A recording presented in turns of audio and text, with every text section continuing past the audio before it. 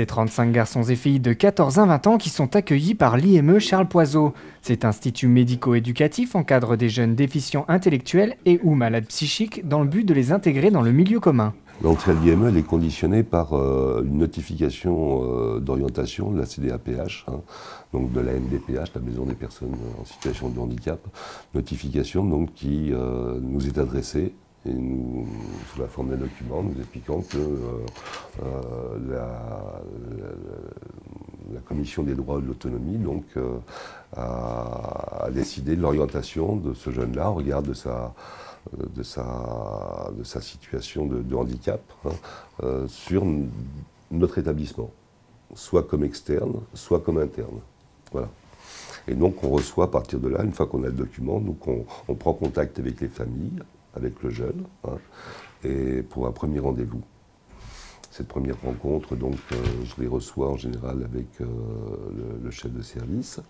Et puis dans la foulée, donc, ils sont rencontrés aussi par le médecin psychiatre et le psychologue. Et si tant est qu'après présentation donc, du projet d'établissement et puis des propositions qui sont les nôtres en termes d'accompagnement, les parents et le jeune acceptent. À ce moment-là, donc, très rapidement, dans les 3 semaines, on signe ce qu'on appelle un contrat de séjour. Un contrat de séjour où l'établissement s'engage sur un centre d'orientation de travail avec des objectifs larges. Et à partir duquel, donc, dans un délai de 6 mois, on doit pouvoir présenter donc, un projet individuel de prise en charge. Les jeunes qui se présentent ici ne peuvent suivre une scolarité normale et ne peuvent intégrer d'autres IME. L'ICP privilégie les petits groupes de 5-6 personnes dans un premier temps afin d'apprendre à vivre en communauté. Il y a des jeunes qui refusent complètement de voir inscrit un temps de classe sur leur emploi du temps. Il y en a d'autres pour lesquels on va partir sur, je sais pas, 2 demi-journées par semaine, pas davantage. Et puis à charge pour nous, tout doucement, donc, de leur donner l'appétit un petit peu, le goût de redécouvrir le plaisir d'apprendre. Et notre professeur des écoles s'en débrouille très bien.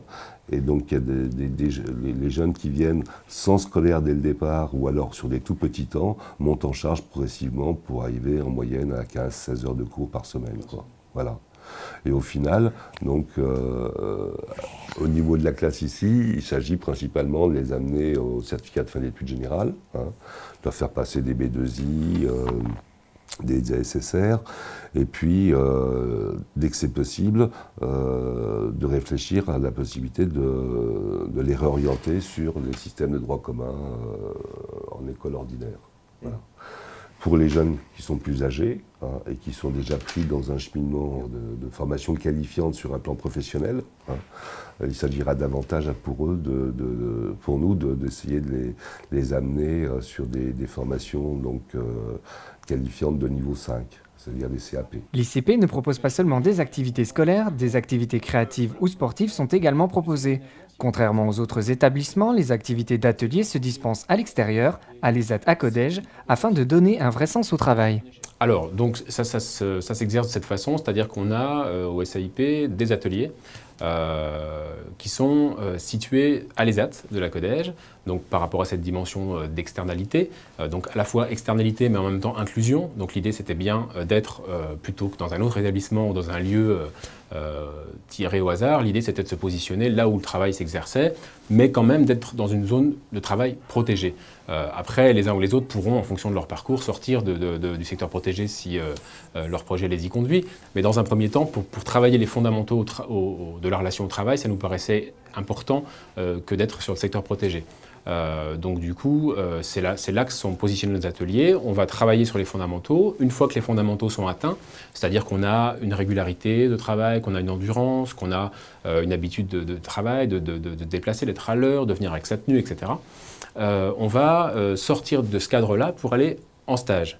Et donc là, on rentre dans une logique d'alternance qui est comparable à celle qu'on vit par exemple en CFA et qui va concourir à la formation. Ce système expérimental est aujourd'hui un véritable atout qui favorise davantage l'insertion des jeunes dans le milieu du travail ordinaire. On était d'abord concentré historiquement vers une insertion en secteur protégé parce que le public qui est le nôtre, donc, qui est composé de 75 personnes, se compose de 50 personnes qui viennent des IME, mais aussi de 25 autres personnes qui viennent de tout horizon et qui ont en commun d'être reconnues en situation de handicap. Parmi ces 75 personnes, on a des profils très différents et donc des gens dont le niveau d'efficience laisse présager les possibilités d'intégrer des formations qualifiantes. Donc l'idée qui est la nôtre, c'est d'accompagner les gens, les bénéficiaires, aussi loin que leur capacité le leur permet. Et donc de ce fait, on commence à pouvoir envisager, ce qu'on n'envisageait pas forcément au départ, en tout cas pas avec cette même force, des positionnements auprès des CFA, auprès des MFR, auprès de l'AFPA, de l'IRFA, du GRETA, et donc de construire des parcours tout à fait individualisés, sur mesure, qui vont nous faire avancer encore un peu plus loin vers l'insertion pour de vrai. Voilà, de façon à aller, si vous voulez, plus proche du but que de la finalité. Voilà, donc on s'avance. On sent que plus ce service grandit, plus il s'avance vers le milieu ordinaire de travail et vers une inclusion réussie. Une réaction? Un témoignage? Commentez ce reportage sur dijonsanté.fr.